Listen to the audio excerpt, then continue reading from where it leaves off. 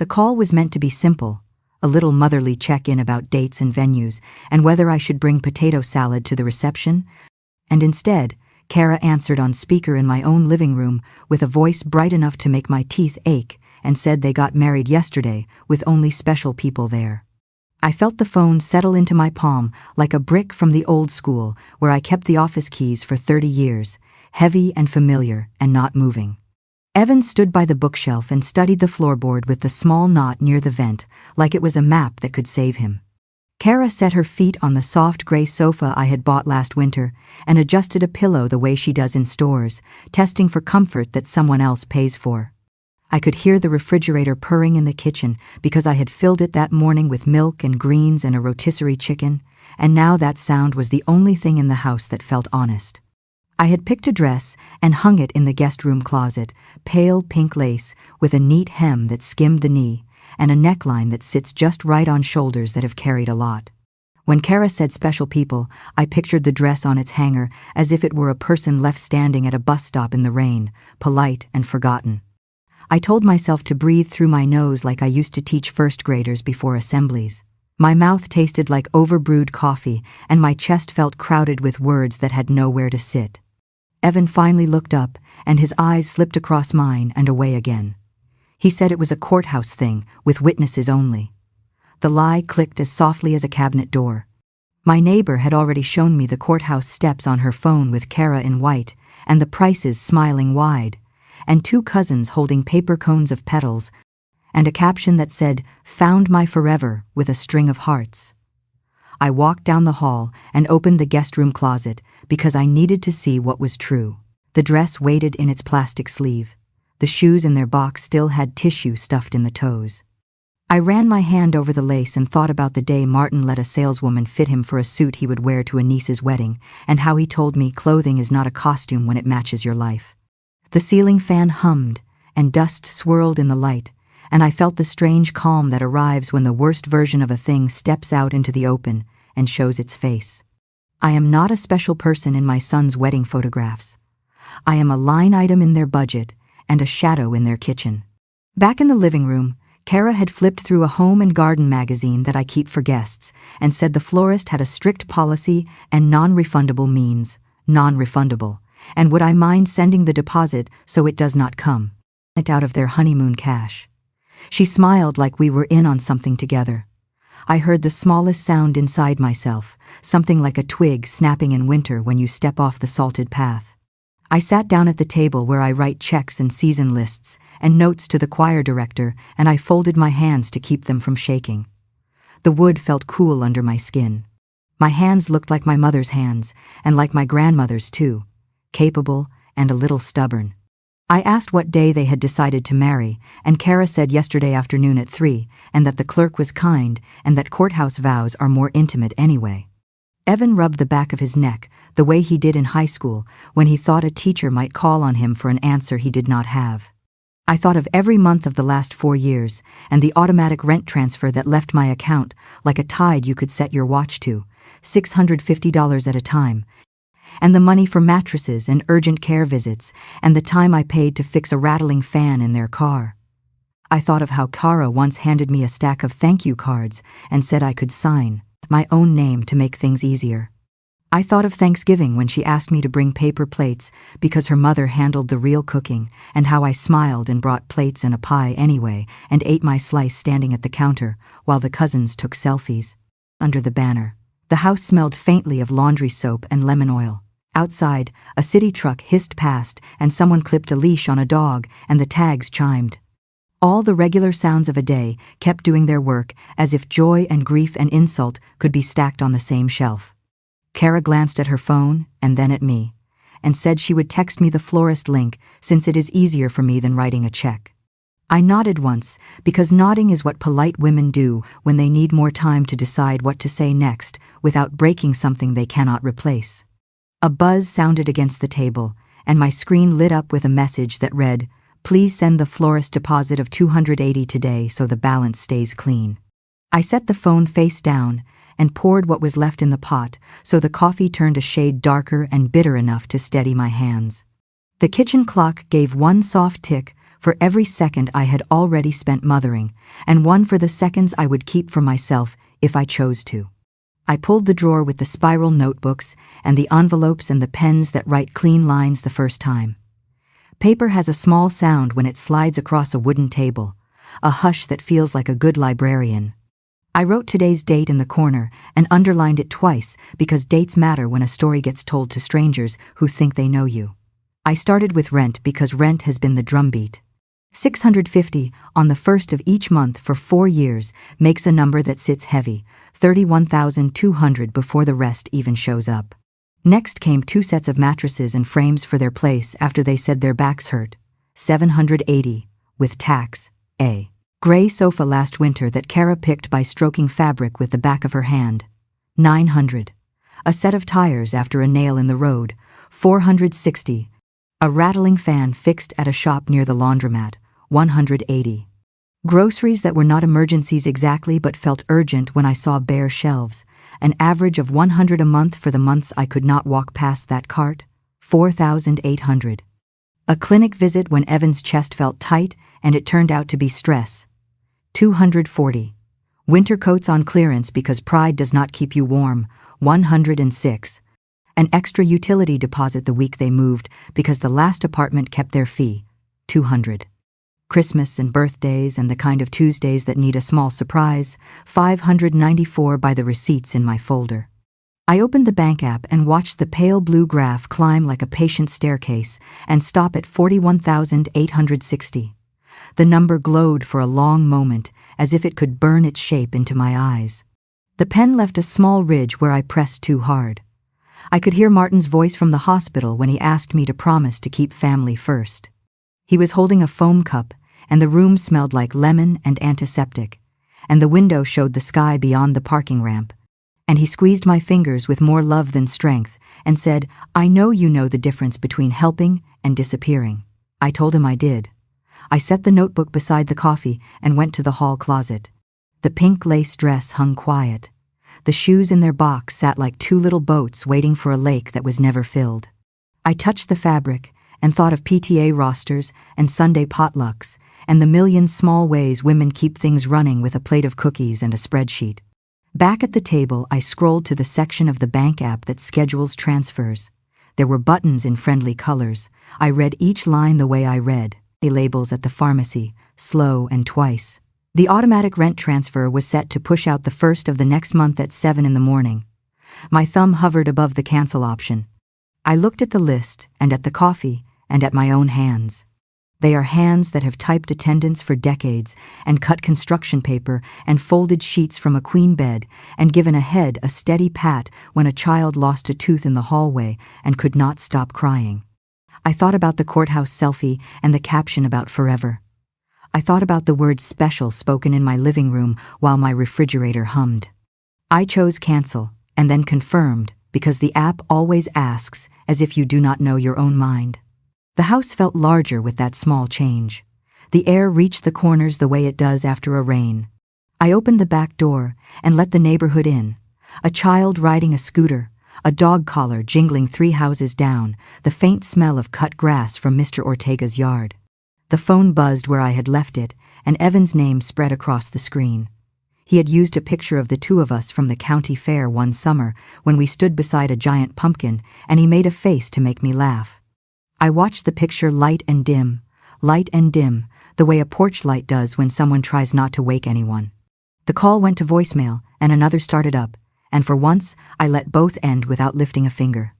The bank lobby felt like a waiting room for decisions, clean and cool and slightly floral from a bowl of potpourri that did not match the modern chairs.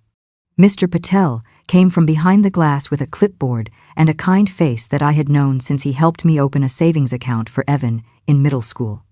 He reviewed the scheduled transfers on his screen while I watched the reflection of my hands in the desk divider. He asked if I wanted alerts for unusual access, and I said yes, and then I said yes again because today felt like a day to hear my own voice land with certainty. He walked me through a checklist of things people my age sometimes forget, and I did not forget any of them. When we finished, he shook my hand and said, "You have good records," which sounded like a compliment and a benediction. I drove to Harper & Sons for a new set of door locks and stood at the counter while a radio hummed a song from a high school dance. The locks were heavier than I expected when the clerk set them on the counter, solid in a way that reminded me of my father tightening a storm window before October winds. Caleb, a tech with patient eyes and a name tag that had lost one corner, showed me a small camera that pairs with a simple app. He said lots of folks install one by the porch and one by the back gate. He explained it slowly, but not like I was slow. I scheduled the install for the next afternoon and put the locks in the passenger seat as if they were a guest who needed a ride home. The house greeted me with the smell of lemon oil and laundry sheets. I set the locks on the table and was still reaching for the toolbox when the front door opened and voices carried down the hall.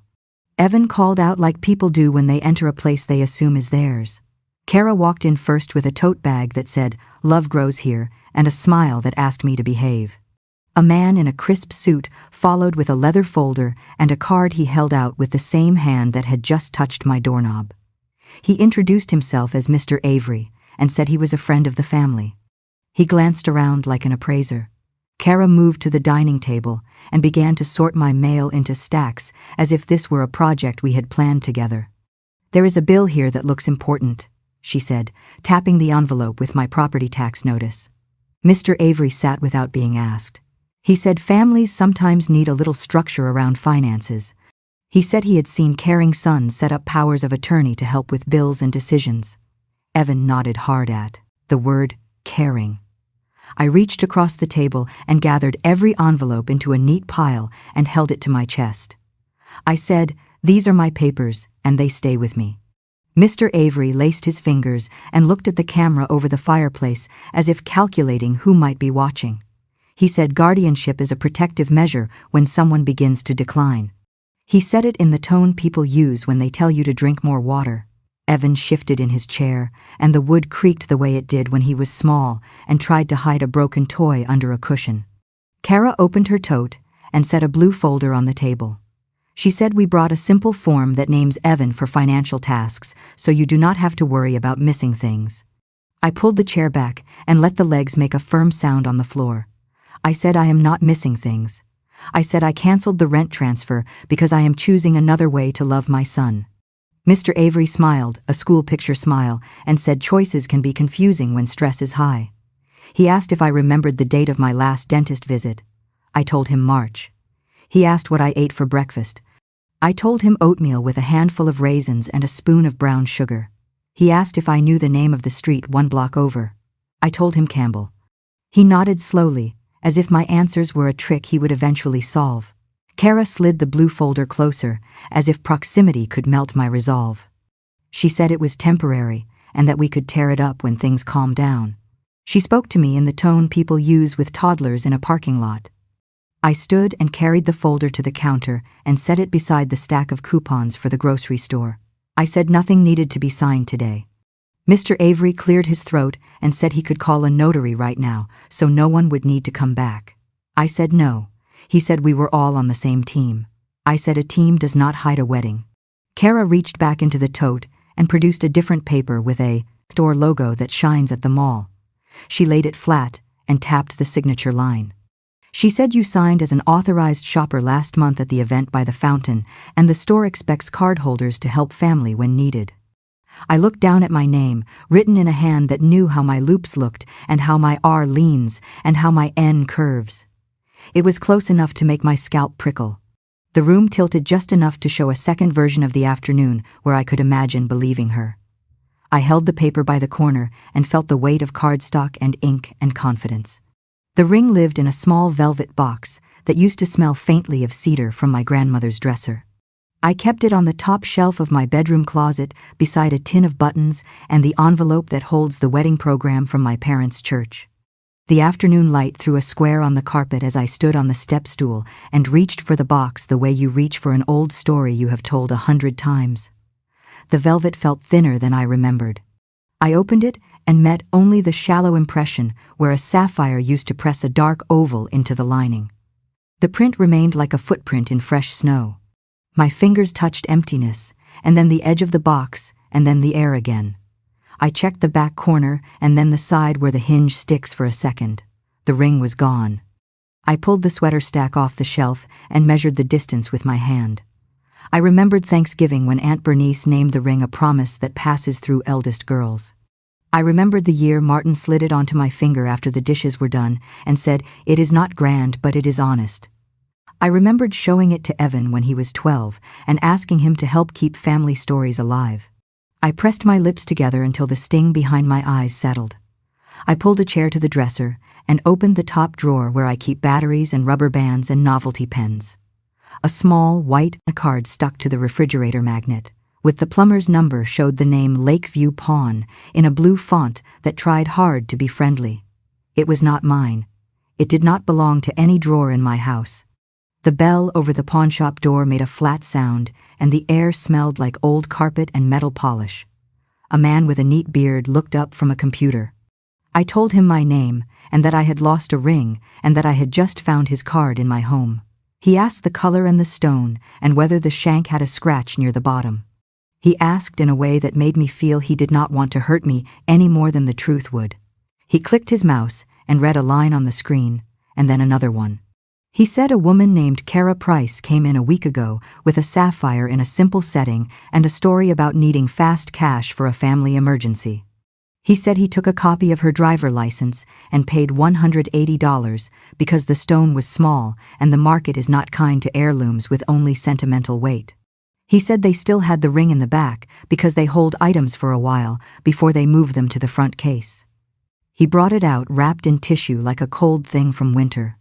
I recognized the tiny nick near the base where the band had grazed a countertop years ago while I stirred batter. I asked for a copy of the purchase slip, and he printed one and stapled the picture of the driver license to it. He said they keep security footage for 30 days and that I could request a copy with a form. I filled it out with careful letters and left the shop with the tissue in my pocket and the copy of the slip in an envelope the color of weak tea. Outside, the sky looked like it had been washed and hung up to dry. I stood for a moment and breathed until my breath matched the steady traffic at the corner. At home, I set the ring on the table and watched the stone find the light. I dialed a number a friend from church had given me for an elder law attorney who knows how to make lines where other people keep smudging.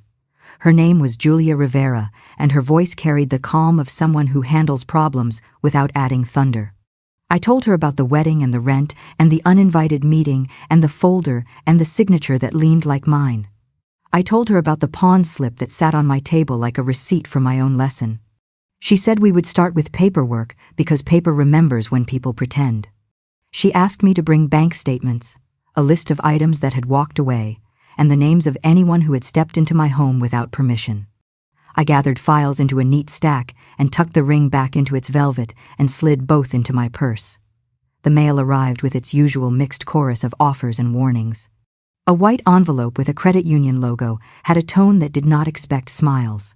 Inside, a letter addressed to me used the words delinquent and cosigned and auto loan and included an account number I did not recognize.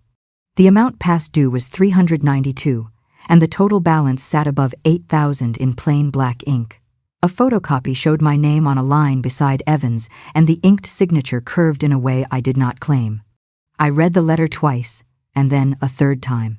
The refrigerator hummed in the kitchen, and the sound felt steady in a world that had learned new ways to tilt. I set the letter beside the pawn slip and watched the two pieces of paper look like a pair that needed company. The kind of company that arrives with a case number and a file tab. Miss Rivera's office had carpet the color of oatmeal and a window that looked across to the county records building where people lined up to change names and file deeds and make choices official. She spread my papers in a tidy fan on her desk and read without hurrying. When she reached the credit union letter, she placed a yellow tab beside my supposed signature and another tab beside Evan's. She asked me to sign my name on a blank sheet and then to print it twice. She held the samples next to the copied contract and traced the curves with a capped pen. The forged version carried a heavier pressure at the start of each stroke and a taller loop on the B in Bennett that I have never made. She said a clerk at the dealership probably slid a second page under a signature page when I believed I was confirming an address for a warranty, or someone scanned my signature from a holiday card and dragged it onto a digital line. Her voice stayed steady as she named the possibility. She wrote the model and year in the margin and circled the monthly payment listed for Evan and Kara, $392, the same amount that showed as past due. She said a forged addendum attached to a retail installment contract is more common than people like to admit, and that the path to unwind it begins with notice. She opened a template on her screen and began drafting a rescission letter to the credit union. The letter stated that I did not knowingly cosign, that I never received a copy of the final documents, and that my signature had been misused. She added a request for full document production, including the original application, any addenda, and any audio recordings from the finance office, since more dealers record sales floors now. She copied the State Consumer Protection Unit and the National Credit Union Administration. She printed a second letter for the dealership itself, a cease and desist that demanded they stop using my name in any collection efforts and preserve all footage, emails, and sales logs related to the transaction. She placed both in a folder with my name written in block letters. She turned to the pawn slip and the ring that sat between us in its velvet. She called Lakeview Pawn while I listened and arranged for a notarized statement from the clerk and a time to pick up a copy of the camera footage. She explained that the footage would not be the same as seeing the act with my own eyes. Yet it would do the kind of work a judge can accept.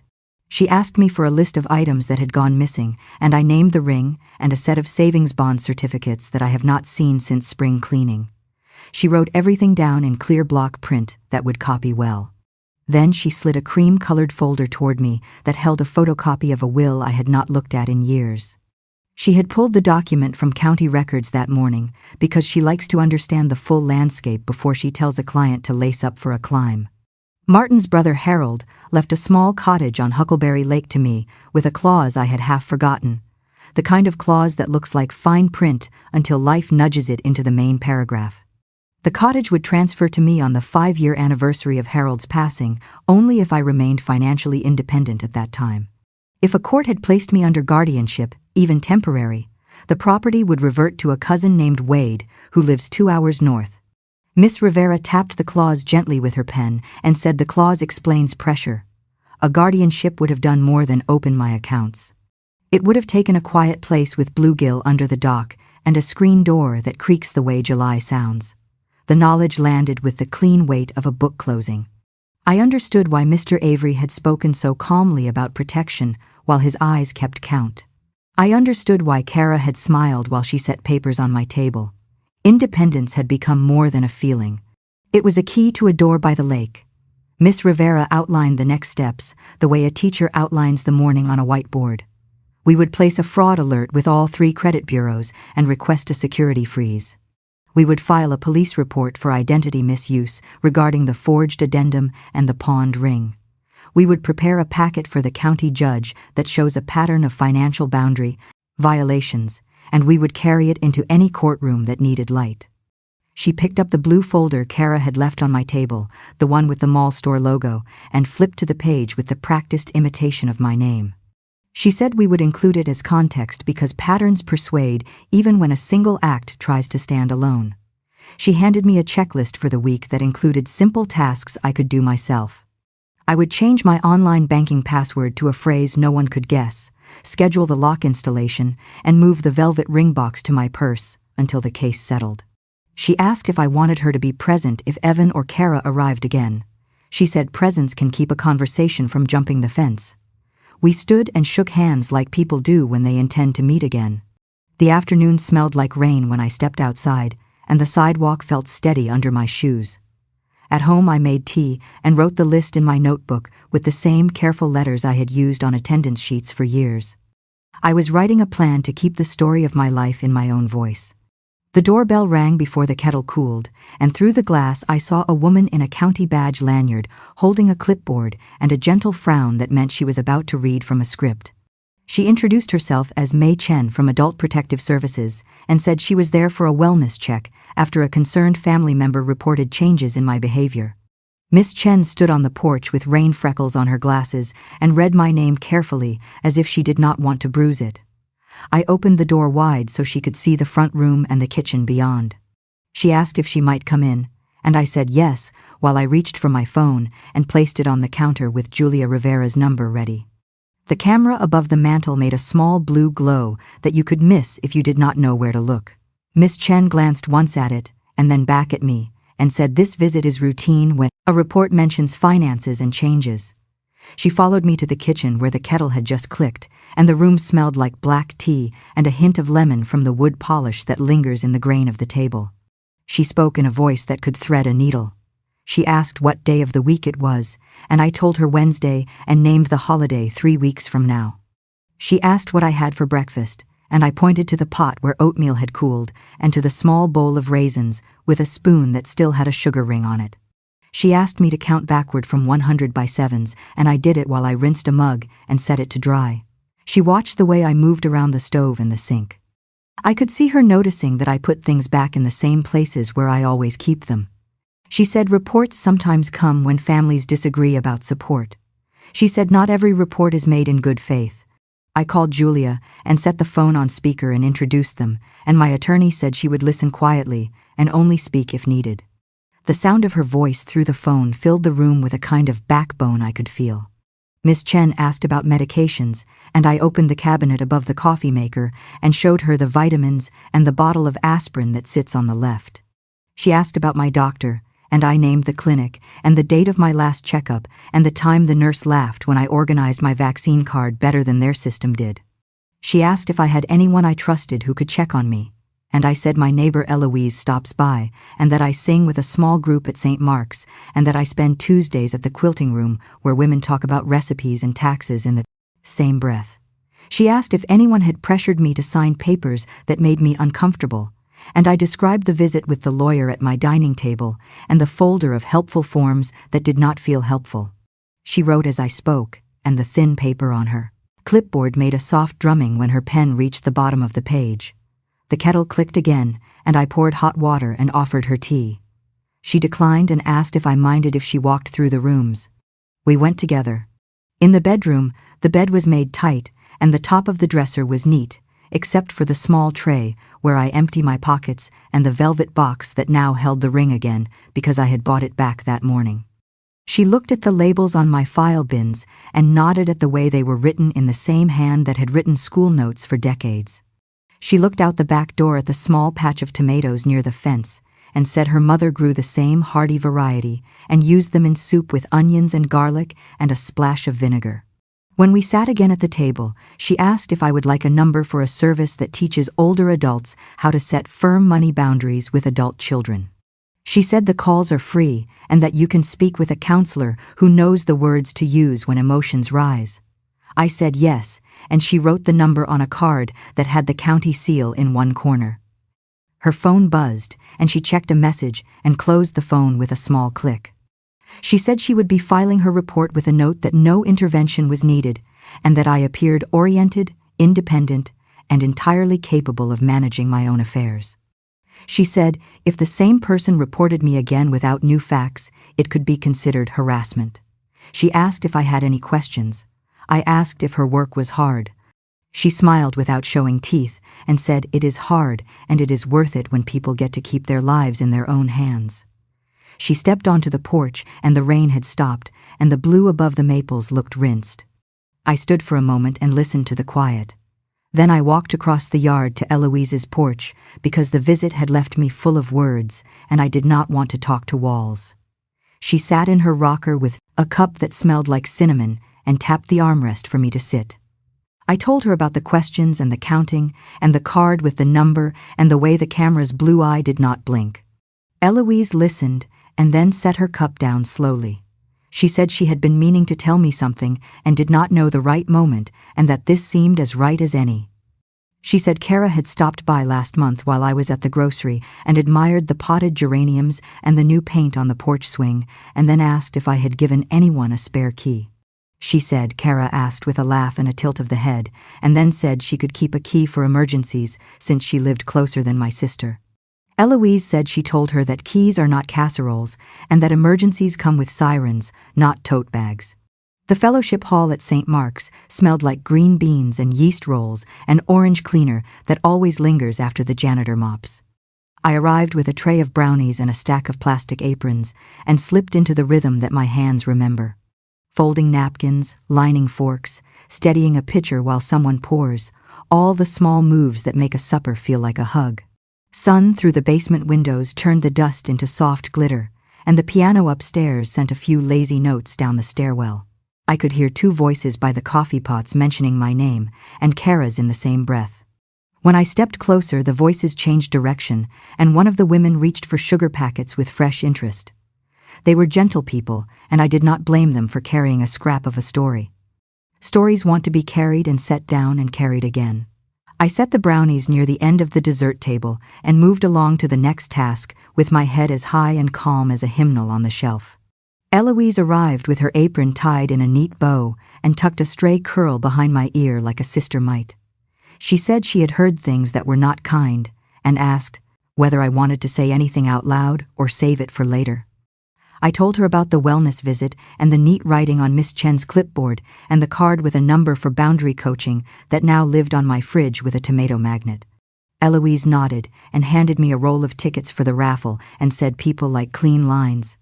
If you draw your lines in public, the whispers find less room. I felt the truth of that in my throat. Between setting out coleslaw and checking the tea urn, I called Julia Rivera from the courtroom, where the light is always a little blue. She answered on the second ring, and I told her about the church talk and about Eloise's thought that we might draw a line before someone else tries to draw one for us. Julia said the best line right now is documentation from a neutral expert. She recommended a neuropsychological evaluation with Dr. Miriam Cole, a clinician who asks good questions and respects elders. She said the test is not a trick, and that it measures memory, judgment, and the parts of thinking that keep a life in order. I took the appointment for Friday morning and wrote the time on the tithing envelope in my pocket because I did not want to walk back through the hall for my notebook and invite more eyes to ask me about it. When I stepped into the kitchen again, the steam from the dishwashers kissed my cheeks, and the room had grown louder in that good way of many hands doing one job. The pastor passed and squeezed my shoulder and called me by my last name, like he does when he wants to say, "We see you," without making it a show. Kara was not there. Her absence moved through the room like a draft that slips under a door you had not noticed. A younger woman with a bright scarf asked me if I needed help lifting the roaster. She said her aunt had gone through something similar with a cousin, and that sometimes the loudest people are the most frightened. I told her fear can be honest and ugly at the same time, and that I was learning to let other people carry what belongs to them. During a lull, I stepped out by the loading dock, where the air smelled like rain, washed concrete, and exhaust. I called the number on the card Miss Chen had given me, and a counselor named Candace spoke in a voice that could hold a cup steady in a moving car. She asked me to practice 3 sentences that keep the ground under my feet. I am choosing where my money goes. I am not available for surprise paperwork. I am willing to speak when everyone is calm. I said them once and then again and felt them line up in my chest like fence posts. Back inside, I stacked plates and moved down the buffet line, answering questions about whether the rolls were from the bakery by the library and whether the coleslaw dressing had celery seed. I carried my own plate to a corner and tasted everything. Salt and sweet, vinegar and soft butter, the old flavors that build a person from the inside out. Eloise slid into the chair next to me and said the choir wanted to dedicate a song to Martin at the next service if I felt ready to hear it. I closed my eyes and let my breath find a steady path and said I would love that and that he would have stood in the back and pretended not to cry. My phone buzzed against the table, and Evan's name filled the screen with the fair picture from years ago. The message bar previewed a single line that made my fork stop. He wrote that he had been let go after a performance review and that rent was overdue and that he needed $1,200 by Friday to keep the landlord from filing. A second message arrived while I watched the first one breathe on the glass. He said he knew things had gotten tense and that he wanted a reset and that a bridge loan would buy time to fix everything. I read both messages twice. The sound of chairs scraping and children laughing and the raffle winner shouting carried across the room like a tide. I put the phone face down and folded my napkin into a small square and set it on the edge of the plate. I cleared the kitchen table and laid everything out in rows like a school fair project where neatness counts. Phone screenshots sat in a glossy stack that showed dates and times for every transfer. Bank PDFs printed on bright white paper lined up beside the pawn receipt with its stapled copy of a driver license. I labeled each set with a tab that I cut from a manila folder and wrote in the same steady hand I used on attendance sheets. The camera app let me export short clips and stills. I saved the visit where Mr. Avery leaned over my mail and the frame where Kara slipped a blue folder from her tote. I slid those onto a flash drive and printed 2 still images with a timestamp at the bottom. I added Miss Chen's card and a page where I wrote a brief summary of her wellness check notes so I would not forget the exact words. Documentation hushed the room the way fresh snow hushes a street. I dug out a 3-ring binder that still smelled faintly like the supply closet at school and clicked the rings open. Each section got a clear cover sleeve so papers would not fray. Transfers, gifts, repairs. Pawn. Identity misuse. Wellness check. Camera images. Attorney notes. I placed a copy of Dr. Cole's appointment confirmation in the front pocket. When I closed the binder, it felt heavier than the sum of its pages. It felt like a small shield that fit my hands. The doorbell rang just as I set the binder on the counter. Through the porch camera, I saw Evan alone with a plastic bakery box and a haircut that tried to say he had everything in hand. I opened the door because I am not afraid of my own child. He stepped in with a breath that smelled like mint and aftershave and held out the box. He said the bakery had my favorite lemon bars and that he had remembered the time we ate 2 before dinner and laughed until we cried. He set the box on the table and looked around as if inventory had changed. He asked how I was doing and called me Mom in a tone that used to be reserved for Christmas morning. He told me a story about the science fair when his volcano collapsed and how I stayed up with him to build a new one with cardboard and salt dough. He said some days still feel like that and that a person needs help when a model falls apart. He reached toward the hook by the back door where spare keys used to hang and asked whether I wanted him to hold a key again since the new locks were confusing and he could pop in to take out the trash on Tuesdays. He tried to make Tuesdays sound like a love language.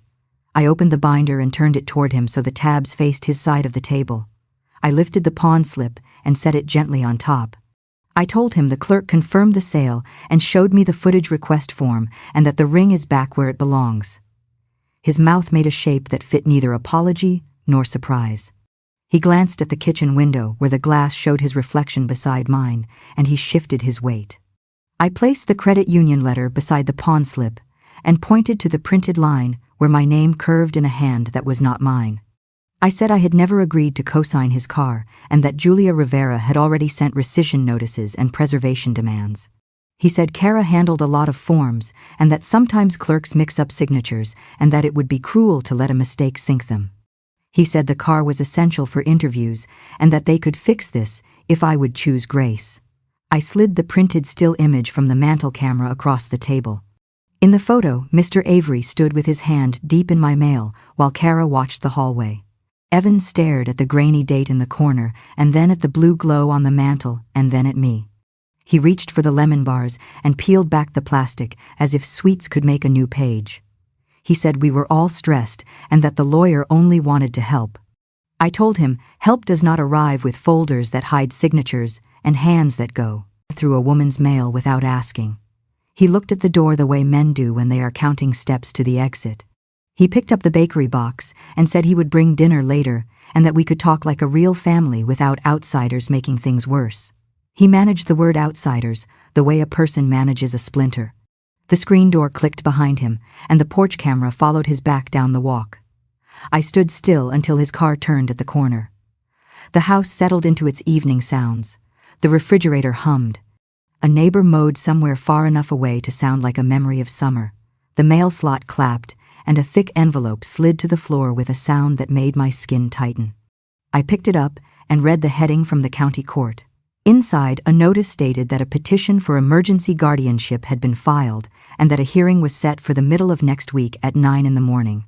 The letter named me as the respondent and Evan as the petitioner. I held the paper until the words stopped swimming.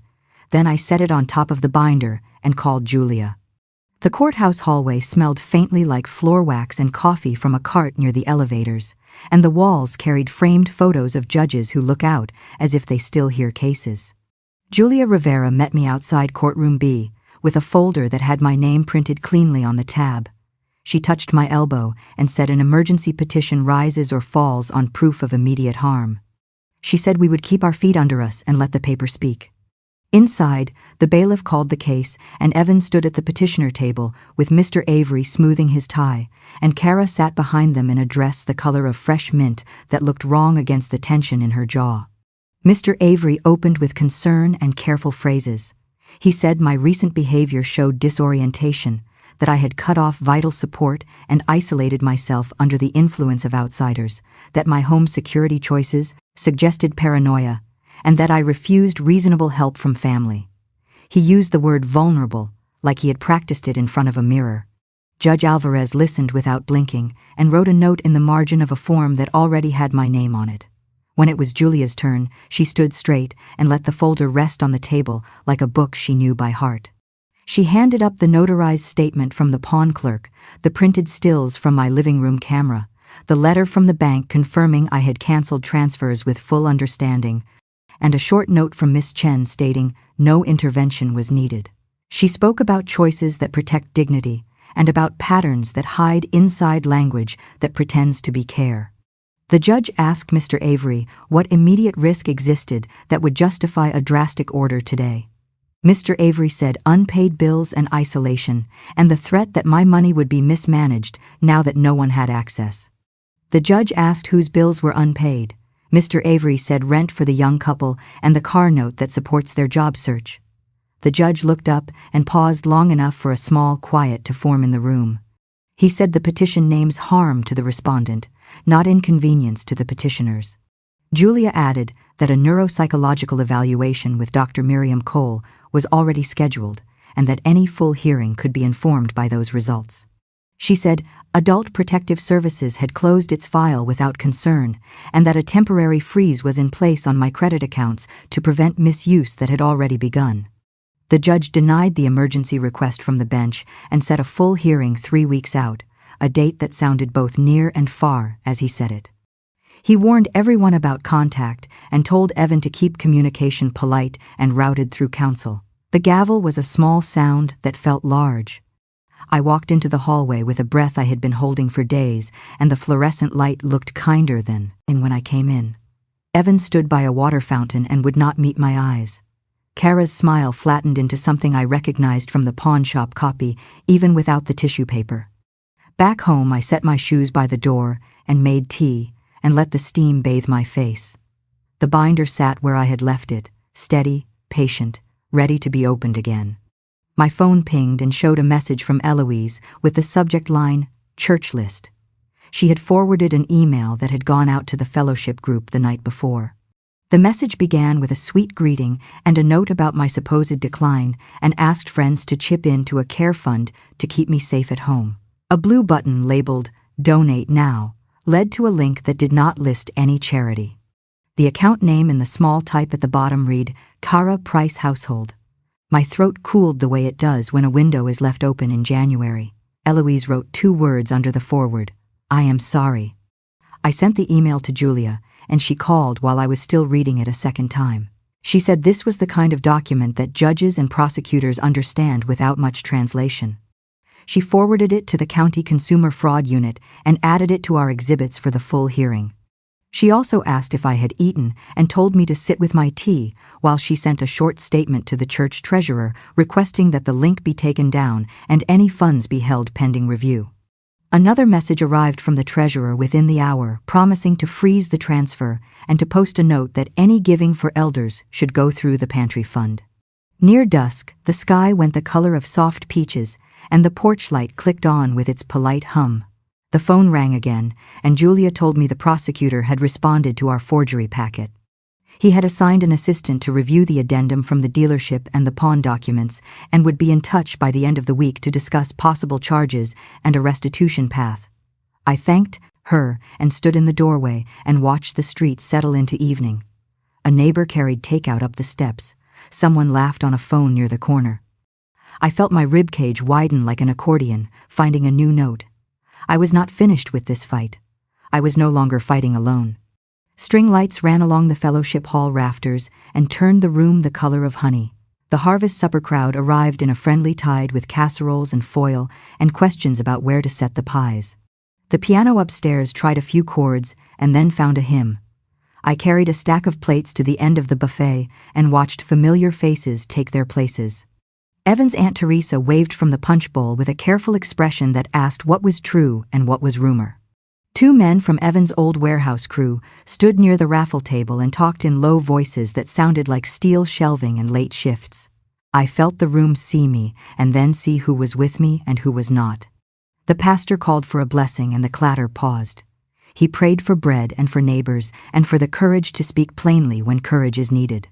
He handed the microphone to the choir director, who introduced a short announcement from the church treasurer. Miss Turner stepped up with a folder and thanked everyone who had already set aside gifts for elders. She said a link had gone out by mistake that sent funds to a private household account rather than to the church. She said all donations were being refunded that afternoon, and that anyone who wished to support elders could bring canned goods to the pantry bins by the side door. A murmur moved across the room like wind across wheat.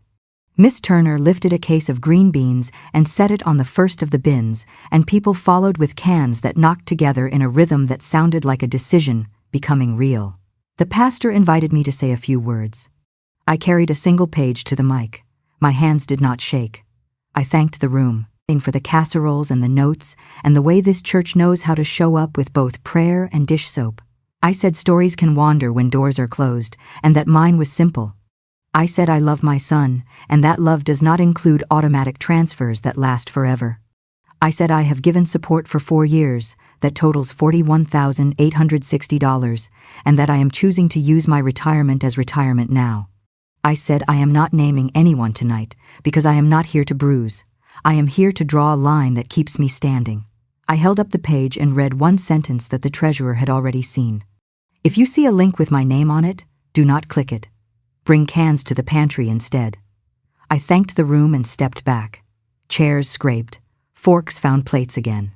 One of the warehouse men said to his friend that he was sorry for the way things went at the plant and that pride is a heavier box than anyone thinks.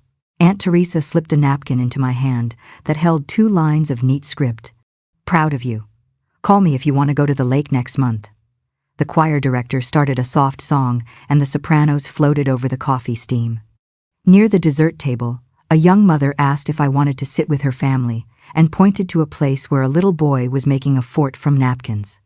I sat and answered the child's serious questions about forts and napkin roofs and the perfect number of gummy bears. Kara arrived 20 minutes late with a smile that had too many edges. She carried 2 heavy plates like trophies and found a place near the rolls. Several women who usually turned toward her turned away. She lifted her phone and then put it down when Miss Turner stepped near the pantry bins with a clipboard. Kara moved through the line and took food in small, angry scoops.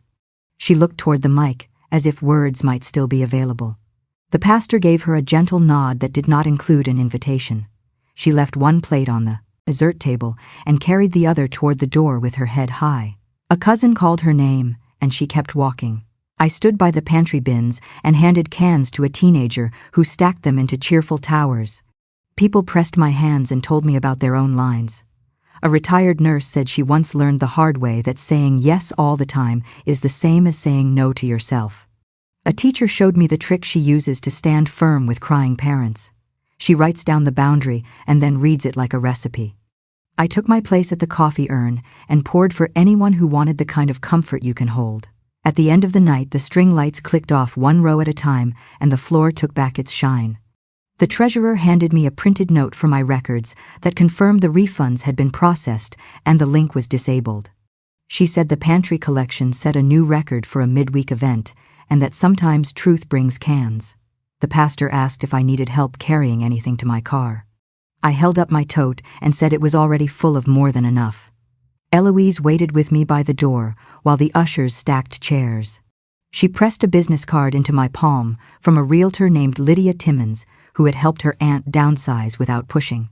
Eloise said Miss Timmons knows how to listen first. The card felt like a key to a door I had not considered open until this moment. A choir member finished wiping the last table and gave me a smile that said the room would remember this night as a night when a rumor turned into cans and a woman stood up and used her own voice.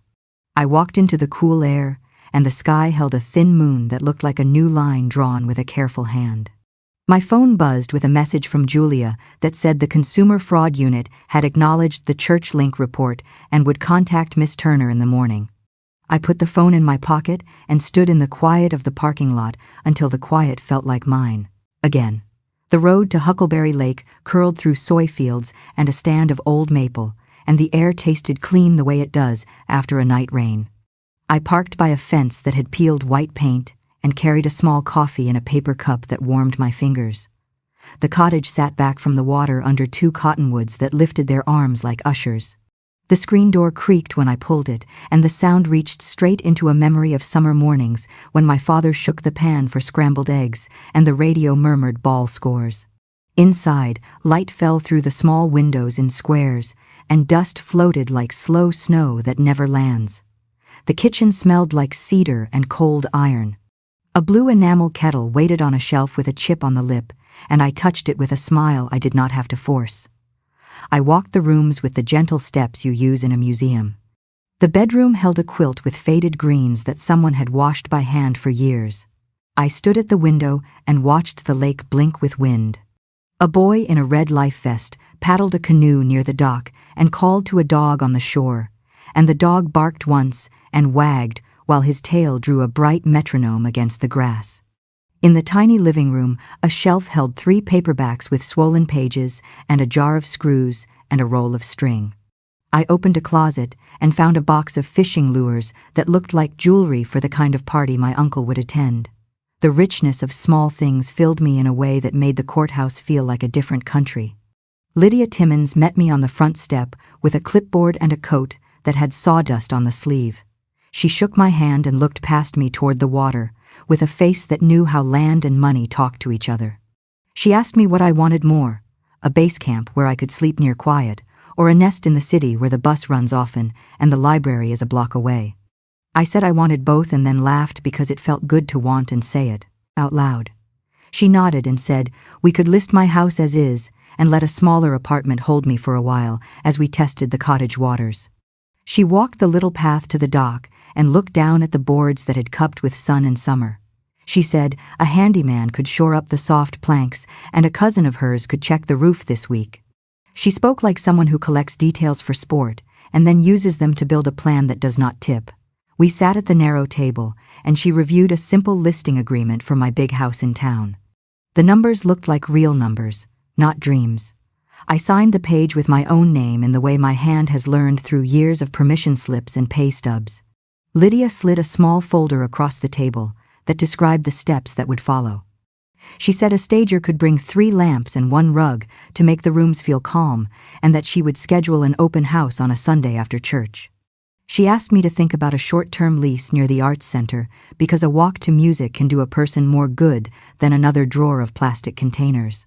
I liked the way she tucked humor into logistics. On the way back, I stopped at a farm stand where the woman behind the table arranged tomatoes with the care of a jeweler. I bought 2 and a small bag of apples, not because I needed apples, but because they smelled like September first day at school. At home, I called Eloise and asked if she could help me begin the first pass through closets. She arrived in a half hour with a roll of blue painter tape and a pencil, and we moved through the rooms making 3 kinds of piles: keep, give, decide later. We wrapped mugs in newspaper and told stories that matched each object. The apron with the flower mark carried a memory of a Christmas morning when the oven gave out, and we baked cookies in a neighbor's kitchen. The snow globe with the crooked skyline took me back to a field trip where the bus broke down and the teacher led us in a song to keep the cold away. We found jackets that still held ticket stubs in the pockets and a small tin of buttons that my mother had stored in a cookie tin. I set sweaters in a box and lined up shoes with a neat end to the toes the way my grandmother taught me. Eloise smoothed the hem of a dress and lifted a brow at a stain that reminded me of mustard on a park bench years ago. We laughed and then stood quiet for a breath, because work like this holds joy and grief in the same moment, and neither asks permission from the other. The afternoon light slid across the floor, and the camera on the mantel blinked a small blue in the corner of my eye. In the spare room, a chair still held a jacket that Evan had left after a quick visit last spring. It was a canvas jacket with a broken snap on the cuff and a smell of motor oil that had never washed out. I lifted it to fold and felt a weight in the inside pocket. The pocket gave a small crinkle. I reached in and pulled out a folded invoice that had a storage company name in block letters and a date from early summer. The invoice listed a unit number and a monthly fee, and the customer name read Evan Bennett. A small metal key on a blue plastic tag dropped into my palm and clicked against my wedding band. The tag had the same unit number stamped in white. I sat on the edge of the bed with the key in my hand while the house held its breath. The storage lot sat behind a chain-link fence near the highway, where trucks stitched a steady sound across the afternoon. I held the small blue tag while Julia Rivera spoke to the manager in a tidy office that smelled like paper and coffee. The manager studied the invoice with Evan's name and the date and matched the number on the tag to a line on his clipboard.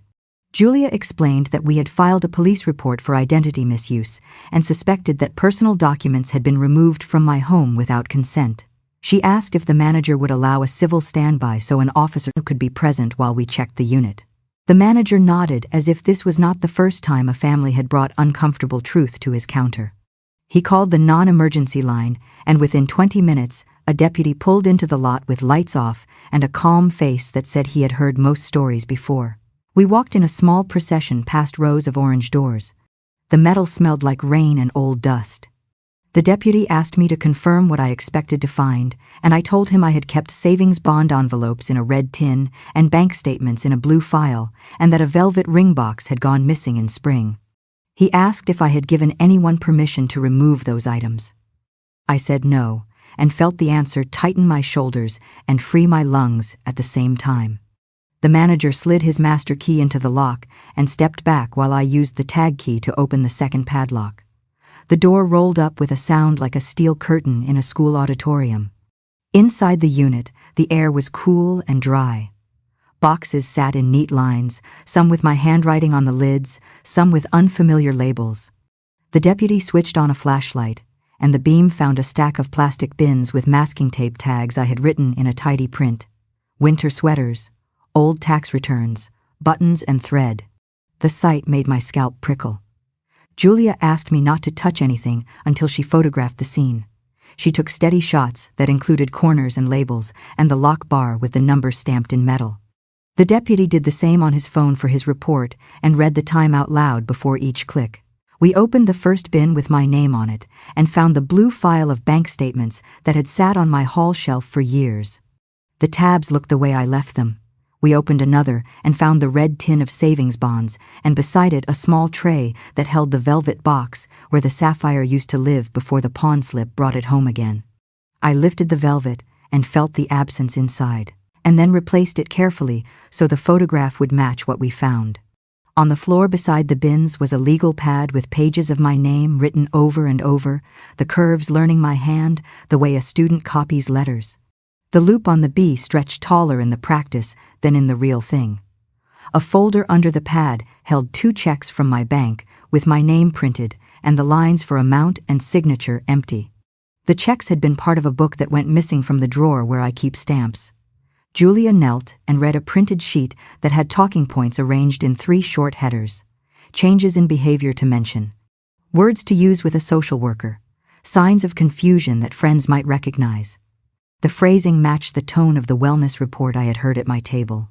She photographed each page and slipped blank paper between them so the ink would not transfer to anything else. In the back corner, a box held small items from my hallway closet that I had thought I misplaced during spring cleaning. A tape measure with a chipped end, a jar of screws in a coffee can, a set of labeled envelopes that once lived in my desk. The deputy called the station for a property tag and spoke to the manager about chain of custody. He asked me to list each item as he sealed boxes with evidence tape. He placed bright stickers on 3 bins and the folder with practice signatures and the envelope with the checks. His handwriting was large and careful as he filled out the form with the unit number, the date, and that we had used the tenant key in the manager's presence. Julia thanked him for the thorough work and told him we would be available if the detective needed more background about the missing documents and the pawn transaction. Back in the manager's office, Julia made copies of the new photographs and added them to our binder. She said the unit confirmed a pattern and that a pattern would help the judge see premeditation rather than a moment of panic. She called the consumer fraud contact and emailed a summary while I sipped the thin office coffee and watched trucks thread through the evening light. The deputy stopped by our chairs with his report number and said he would flag the case so that the detective who handles document crimes would see it first thing in the morning. He tipped 2 fingers against his temple in a small gesture that read as respect and walked back to his car. We stepped outside and the sky had shifted to the pink that lingers after a good day of work. My phone rang before we reached Julia's trunk. She answered on her line and turned on the speaker. The assistant prosecutor spoke in a quick, steady way. He said he had reviewed the forged addendum, the pawn materials, and the unit photos that had just arrived from the deputy. He said his office would be filing a misdemeanor identity fraud charge against Kara Price, and that a plea offer would likely include full restitution for the pawn and the costs tied to the forged auto document. He said they would hold off on any warrant until the hearing so the judge could see the full context in our civil case next week. Julia thanked him and asked for the case number. He gave it and said he respected how clean our packet looked. We stood in the soft light with the number written in ink on the top of the binder, and I felt something in my chest loosen and lift like a kite, finding a breeze at last. The morning of the hearing broke clear and thin like a page torn from a new notebook. I dressed in a black suit that fit the way a good sentence fits and tied my hair back so my face showed what needed showing. The courthouse steps felt shorter than last time. Julia met me with a quiet nod and the binder that had grown heavy in all the right ways. In the hallway outside courtroom C, Mr. Avery checked his watch, and Kara adjusted a sleeve that still tried to say grace while the muscles beneath said something sharper. Evan stood a little apart with his hands in his pockets and looked at the floor like a boy waiting outside the principal's office.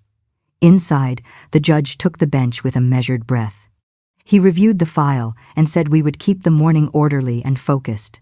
Mr. Avery began with a story about a generous mother who had become confused and suspicious and who now needed the kindness of a son. He used words that sounded like blankets but landed like ropes. He called Evan first. Evan told the court he had grown worried that I had stopped answering calls, that I had made rash choices about my safety. He said the cameras and the new locks showed fear and that outsiders had turned me against my own blood. Mr. Avery guided him through a description of the rent and the car and the late notices and tried to turn each debt into a symptom that belonged to me. Julia rose with a pen in her hand and asked Evan how many times in the last year he had visited me without a request for money. She waited while silence did its quiet work. She asked whether he had ever held the spare key since the locks changed. He said no. She asked if the car was in his name.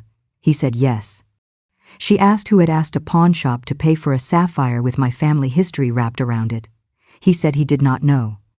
The judge watched him the way teachers watch when they wait for the rest of the answer and know it will not come. Kara took the stand in a dress the color of spring grass. She cried with precision. She said I had been like a second mother and that watching me fade had broken her. She said sometimes a daughter-in-law must act fast to keep a household from unraveling. Julia placed the pawn receipt on the ledge of the witness box. She asked if the signature under the camera photo belonged to Kara Price. Kara looked at the paper the way a person looks at a spider on the ceiling and said she could not remember. Julia asked if the fundraiser link that used my name but led to Kara's account had been an error. Kara said a volunteer had made a mistake. Julia handed up the church treasurer's letter and the refund report and let the judge hold those facts for a long second. Mr. Avery called a neighbor who had complained about visitors and about my camera. He said it all looked odd to him.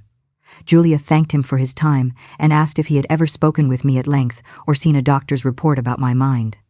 He said no and frowned at the way that sounded when the words sat together. Mr. Avery called a clinical psychologist who had never met me and had only reviewed the petition packet. He suggested that resistance to family help can indicate decline. Julia called Dr. Miriam Cole, who had sat with me for 2 hours and asked me to solve patterns and remember stories and track sequences while we laughed once about a riddle that had tricked her more than once. Dr. Cole spoke clearly about executive function and judgment and memory and said mine were strong for any age and excellent for 70. Julia called Miss Chen from Adult Protective Services, who described her visit and the tea and the tidy cabinet with vitamins and the card with the boundary number on my refrigerator. She spoke about independence and the kind of home where things have a place. She said she had closed the file with no concerns. Julia called Mr. Patel, who explained the clean cancellation of transfers and the alerts placed at my request. She called the pawn clerk who identified Kara from the security footage and confirmed the date and the amount paid for the ring. She called the storage manager and the deputy who explained the locks and the chain of custody and the practice pages with my name copied over and over and the 2 blank checks pulled from a folder that did not belong in that unit. The deputy read his report number and the time stamps with the cadence of a man who believes that the clock is a witness. At the end, Julia asked me to speak. I stood and told the judge the truth I had been learning to hold without my hands, shaking. I said I loved my son and had supported him because love had once felt like a checkbook and a casserole and a ride to urgent care. I said I had stopped the transfers because I wanted to become a mother again and not a bank. I said I had changed the locks because a home is a body that deserves boundaries. I said I had bought back a ring because the women in my family keep their stories in metal as well as memory. I looked at Evan and said I want him to stand with his own feet and not on my shoulders. Judge Alvarez removed his glasses and placed them on the bench. He spoke without hurry. He said the law gives adults wide room to make choices about their money and their doors, even when those choices disappoint relatives. He said evidence of confusion had not been shown. He said the petitioners had filed in financial bad faith. He denied the petition for guardianship and ordered the petitioners to pay my reasonable legal fees. He referred the pawn matter and the forged addendum to the prosecutor with a request that restitution be part of any resolution. He warned that further harassment would bring a protective order and that contempt has plain teeth when teeth are needed. The gavel sounded like a small wooden mercy. In the hallway, Evan stood in the shade thrown by a pillar and asked in a voice I remembered from kindergarten if there was any path back. I said there is always a path and that it begins with honest work and money returned, and months of quiet where no one tries to open my mail. He nodded like a student who finally hears the instruction at the right volume. I stepped into the sunlight with Julia at my side, and the air felt new on my skin, not because the weather had changed, but because I had. The for sale sign went up on a Tuesday that smelled like rain on warm concrete and came down 3 weeks later with a firm handshake and a closing folder that clicked shut like a good book. Lydia brought donuts to the walkthrough and patted the new owner's baby while I took one last look at the notch on the baseboard where Evan marked his height with a ruler and a smile. I locked the door and slid the key into Lydia's hand and felt the house release me with a softness I had not expected. My new place was a light-filled apartment near the library and the arts center, with a balcony just big enough for 2 chairs and a basil plant that turns your fingers sweet when you pinch it. The city bus sighed at the corner, and the sound felt like a neighbor. At the county clerk's office, Julia met me with a stack of papers and a pen that writes without hesitation. Kara accepted a misdemeanor plea for identity misuse and restitution that covered the pawned ring, the filing costs, and a fee the court called reasonable. The credit union voided the forged addendum and removed my name from the car note. They sent a letter that said we regret the error, and I filed it under paper that tried to pretend it did not know. Judge Alvarez's fee order arrived a week later, and Mr. Avery submitted a check that paid Julia's invoices down to the last postage line. Numbers went out, and numbers came back, and the ledger that had once felt like a wound began to look like a healed seam. I took a morning to walk through Huckleberry Lake with Lydia and a handyman named Raoul, who checked the roof with quiet feet.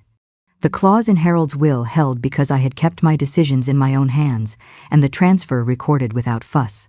We touched the dock boards that Raoul planned to shore up and stood under the cottonwoods while the water wrote light across the undersides of the leaves. Lydia said we could keep the cottage for a season and decide with no hurry. And for the first time in years, I liked a plan that had room for trying and room for changing. Back in the city, I bought fresh brushes at the art store and signed up for a watercolor class where the instructor liked to say that white space is not laziness, it is breathing. I set a small table by the window and practiced painting bowls of apples in patient layers until the shadows started to make sense. Thursdays I stacked cans with Eloise at the pantry and learned the names of people who show up without cameras or speeches. On Sundays I walked to St. Mark's and sang beside women whose voices carried me when mine wavered. The choir dedicated a song to Martin, and I stood in the back and smiled at the place where he would have pretended he was not crying. Evan took a job at a distribution warehouse on the edge of town. The first small money order arrived folded in a blank card with a short note that said, "I know it does not fix it." I placed it in a drawer and wrote a reply on a postcard that showed the river at dusk. I wrote, "Thank you for working," and sent no instruction about amounts or dates. A month later, he sent another one with a line that said, "I am learning." His handwriting looked steadier than I remembered. Kara did not write. Word reached me through a cousin that she moved in with a friend while she waited for a new lease, and that she had stopped telling stories about my decline because the room had new stories to tell. On the morning of Thanksgiving, I rolled out pie crust on my narrow counter while the radio played old standards and the radiator ticked in a friendly way. The watercolor group came over with soup and a loaf from a bakery that loves butter, and we set the table with mismatched plates that looked like relatives who mostly get along. After lunch, I took the velvet box from the bookshelf and asked Eloise's granddaughter to sit with me on the balcony. She is 17 with careful eyes and ink on her fingers from drawing her own designs on the backs of receipts. I set the ring in her palm and told her the story of aunties and kitchens and women who do not sell each other's futures for a quick bill. I told her the ring had been lost and found and that it belonged with a girl who knows how to keep a story intact. She blinked fast and nodded and said she would keep it safe and pass it on when it had taught her what it needed to teach. That night, I wrote a letter to tuck into the velvet. I wrote that love is a practice and not a purchase, that boundaries are not walls but clean doors with working locks, that quiet earned by truth is the best kind of quiet. I placed the letter under the ring and closed the box with a small click that sounded like a full stop. The apartment settled into evening. Cars whispered on the street below. Someone across the way laughed at a show, and the sound rose and softened. I stepped out onto the balcony with my journal and a blanket over my knees and watched the sky trade blue for a purple that felt like fresh paint. I made a list because lists help the mind stay put. Brushes washed, rent paid, locks changed, ring passed, pantry shift Thursday, lake on Saturday if the sun agrees. I wrote one more line and pressed the pen hard enough to leave a ghost on the page behind it. I wrote that love without respect is noise, that money cannot teach what work must teach, and that I am the steward of my own days. The basil plant let go of a small scent when the breeze moved through it.